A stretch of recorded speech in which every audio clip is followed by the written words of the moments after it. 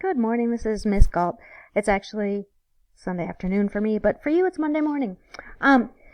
Today you'll be looking at operations with functions in your math class, and so I wanted to do a little pre-teaching just to make sure that the language was clear for you, and to do a little bit of practice before your math class.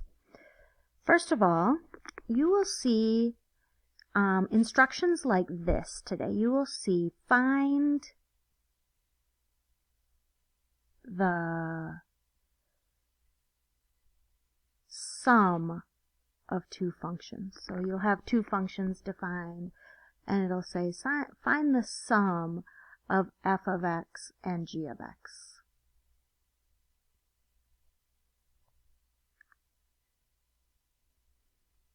And when you see the word sum,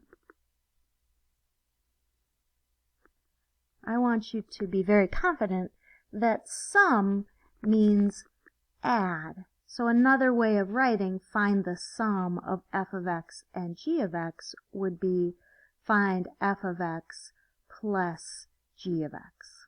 So when you see the word sum, that means that you're going to be adding.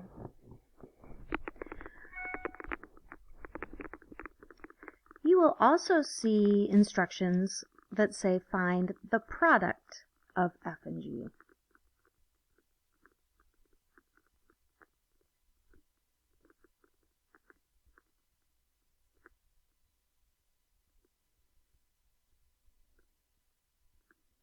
And when you see the word product, that means that you will be multiplying and finding the answer when you multiply.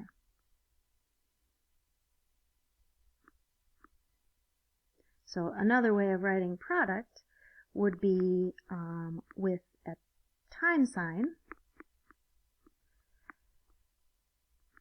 although in algebra we usually use a dot rather than the old-fashioned x, because the old-fashioned time sign x looks like the letter x. So we usually use a dot in algebra. So first I want you to be comfortable with finding the sum and finding the product, just with that language.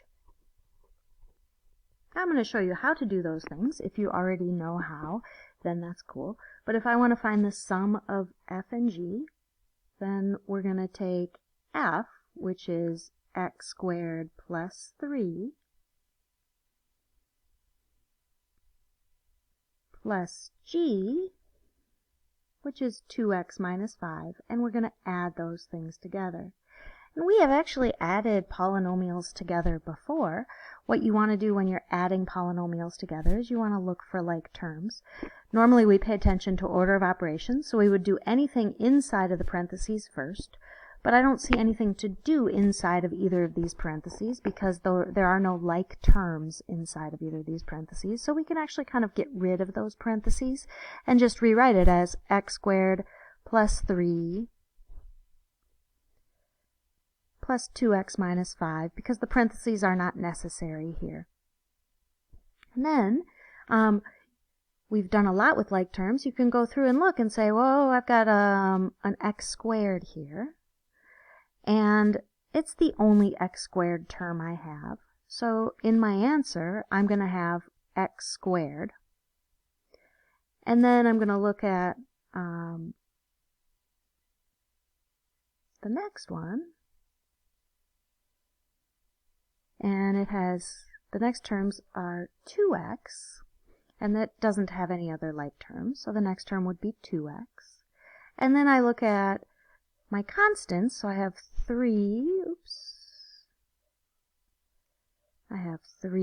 and negative 5, and those are like terms, so I can add those like terms together, and I get negative 2. And so that's how we find the sum of two functions. We look for like terms and combine the like terms together. Okay. So one of the things you'll be asked to do today is finding the sum of two functions, and then finding the product of two functions. Again, we do order of operations first, and anything inside the parentheses we should do first, but there isn't really anything to do inside of those parentheses. So at this point, depending on who you are, you're either going to choose to do the box or you're going to choose to distribute. if you're going to choose to distribute, you would take x squared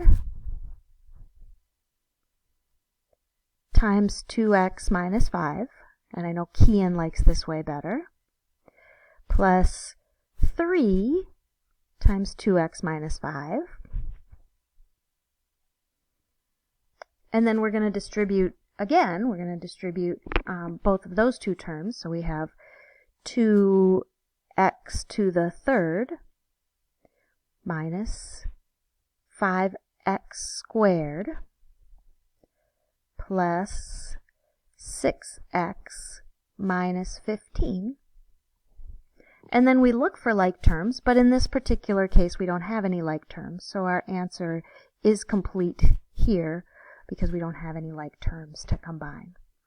I know that some of you prefer making a box, so if you're going to choose to make a box for this problem, you would have 2x minus 5 and x squared plus 3 on the sides of your box, and then you would multiply to get the insides of your box. So this would be 2x cubed minus 5x squared, and then 6x and negative 15. And then we can see normally we would see like terms on the diagonal, but for this particular polynomial we don't have any like terms, so we're just going to put them in standard form for our final answer.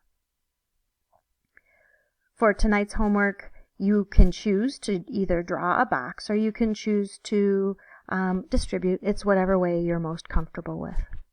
So that's a little pre-teaching of what you'll be doing in your intermediate class today.